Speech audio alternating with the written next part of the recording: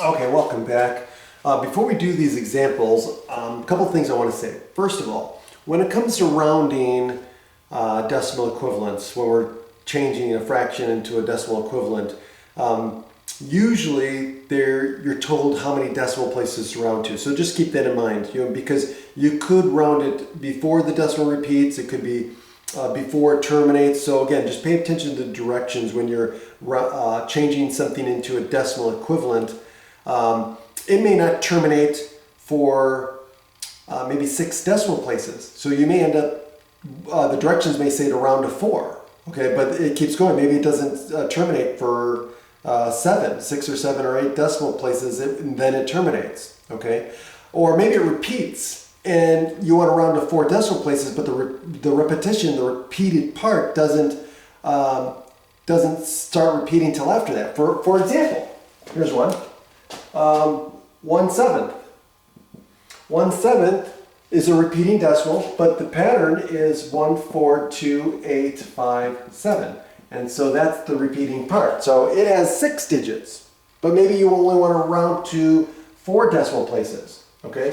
Or maybe it's 2 sevenths, and so that's going to be 0.285714, repeating, okay? Or maybe it's 3 sevenths. And so that's going to be 0.428571, okay? And that repeats. Or maybe it's 4 sevenths, okay? And that repeats at 0.571428, okay? And that repeats. So sometimes you might get that, okay? So just be aware when it's asking you to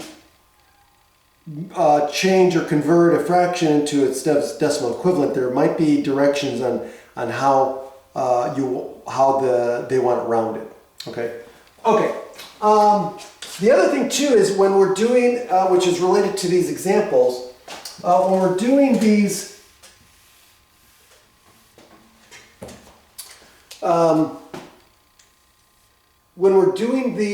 kinds of problems where we got mixed decimals with mixed numbers or fractions, right? The rule is, the steps are, change these to the decimal equivalent first and then do the operation, okay? Do that first, okay? So let's look at this one. Now here's where, again, some of these are going to be easy because if you know the decimals already, because they're familiar, that's going to be easier. So for example, this is 2, right? 2 plus, think of this again, 2 and 5/8 is the same as 2 plus 5/8. Well, what's 5/8, right? Well, 1/8 is what? 0.125. Okay? So 5/8 is going to be 0.625. So this is actually 2.625. Now how did I go from 1/8 to 5/8? Well, because I know that for each jump from 1 to 3 is 0.25 more. So to go 2 jumps is 0.5. So all I did was add 0.5 to 0.125 and I got 0.625. Okay? So now 2.625 plus 3.28, and now I just have to add, right? So this is going to be 5.905.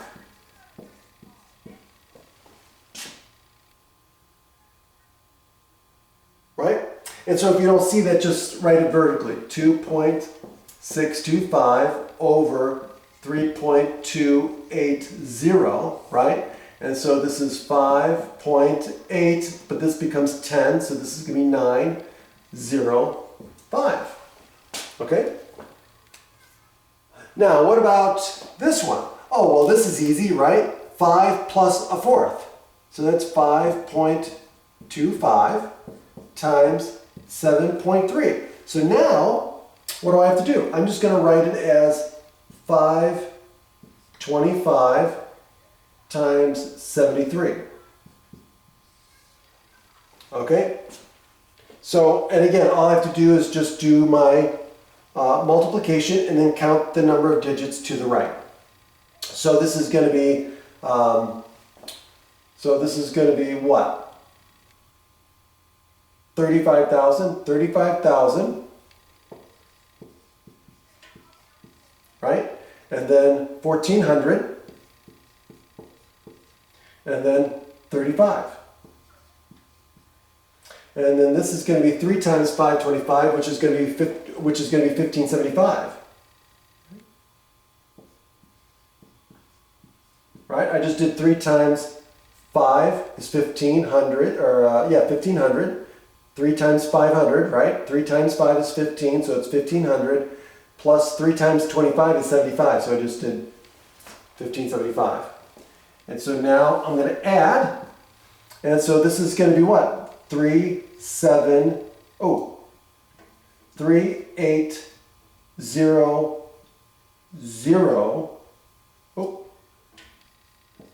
10, right? So I just added down left to right, so this gives me 3, this gives me 7, this gives me 9, but then this gives me 10, so it's going to be 0, this is going to become 10, so that's going to be 0, and this becomes 8. Well, then this becomes 10, so I get 10. So now I'm going to count the number of decimals, the number of digits to the right of each decimal. 1, 2, 3. So now my decimal point is going to go there. 1, 2, 3. So the answer is 38.01. 38.01. Okay, now we got subtraction. Well, this is 2/5. Well, fifths go by 0.2. So 1/5 is 0.2. 2/5 is 0.4, 0.6, 0.8, you know the drill. So this becomes 9.4. 9.4 minus 4.73. And so now I can set this up, 4.73, subtract. And so now I just subtract left to right or right to left if you want. So this becomes 5, which then it's going to become 4 because I'm going to borrow over here. So 14 minus 7 is 7, but I have a 0 here, and I can't subtract, so I'm going to have to borrow again. So this is going to be 6, and this will become 7. So 4.67 is the answer. Okay. Have a great day.